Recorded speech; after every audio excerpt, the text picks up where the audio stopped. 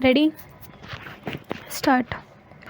The crux of the whole matter, therefore, is the inability on the part of the government to manipulate the prices in a manner whereby it may be possible to achieve crop planning in order to achieve the desired results.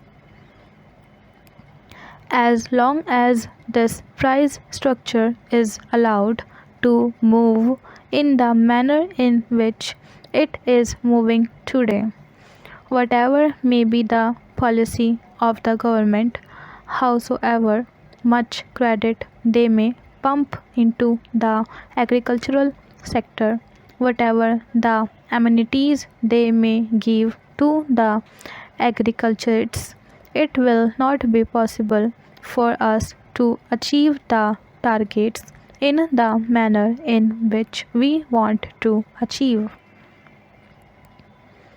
I would have been satisfied if, as a result of this increased agricultural production, the farmer was better off. But we find that whenever there is increased production in response to higher prices, the markets slump down so heavily that ultimately the farmer stands to lose instead of to gain. Therefore, the farmer loses both ways and the country also loses. The farmer puts in more money, more resources in the production of crops for which he expects higher returns, and he loses all that money because the prices are not rising to his expectations, and instead the prices fall down rather precipitously, and the country is also losing because there is a very uneven development of agriculture. Therefore, the crux of the whole problem is not just to hold the price line or just to see that black marketing is avoided. That is only one part of the job, a very important part of the price policy, and that has got to be kept in mind. I am not against it. In fact, I am all for it, and I blame the government for not being able to do it so far, but this is another aspect of the price policy to which the Planning Commission, it seems to me, has not applied its mind properly so far, namely the use of price policy as an instrument of crop planning, and as long as that particular tool is not utilized for this objective, it will not be possible for us to have a planned development of our economy. Then there is the question of incentives. We are now told every time that unless incentives are given, it will not be possible for us to develop our economy. We are hearing daily about our export promotion.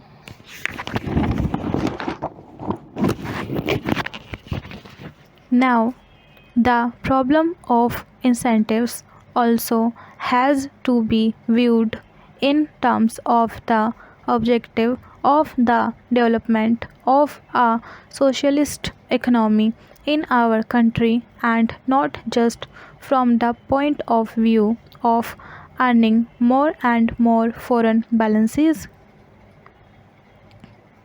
I am not in any way belittling the problem of foreign balances, but ultimately the problem of foreign balances has significance and meaning only in terms of the objectives that the 10th plan has set before it.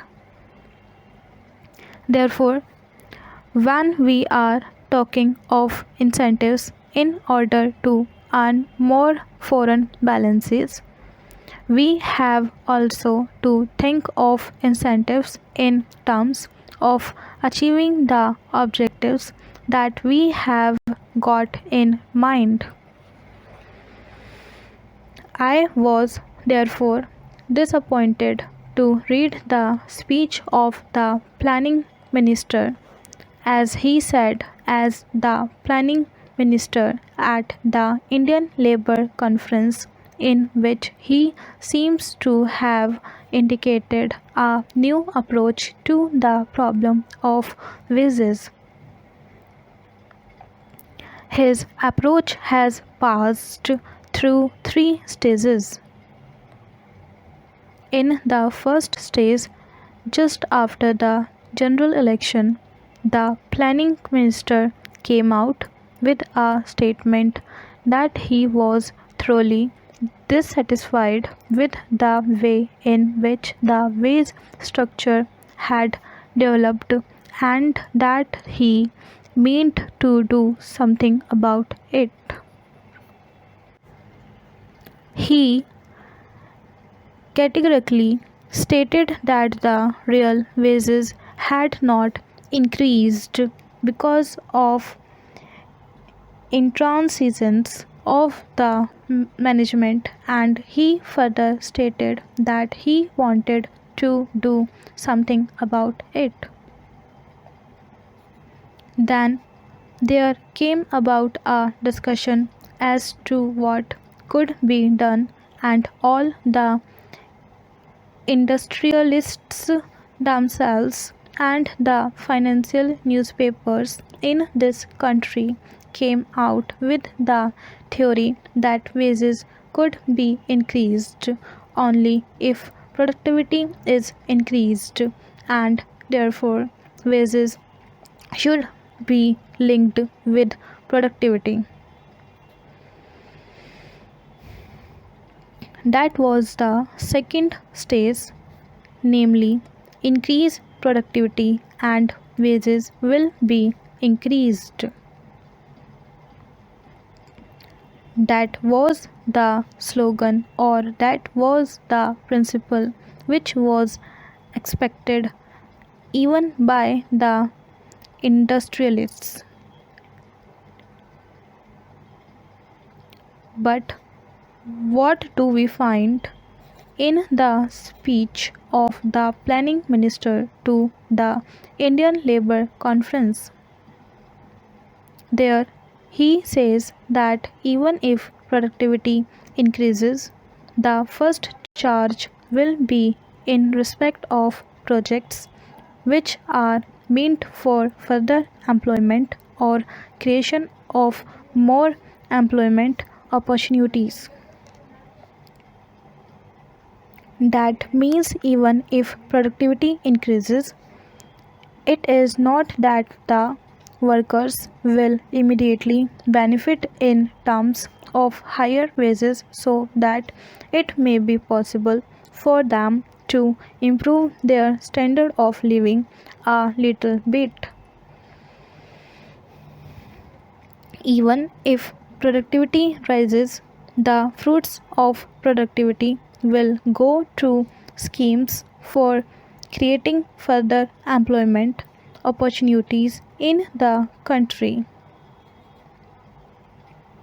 How long are the workers to wait, and what exactly will be the stage at which it can be stated that enough employment opportunities have been created, and therefore the stage has come for increased wages?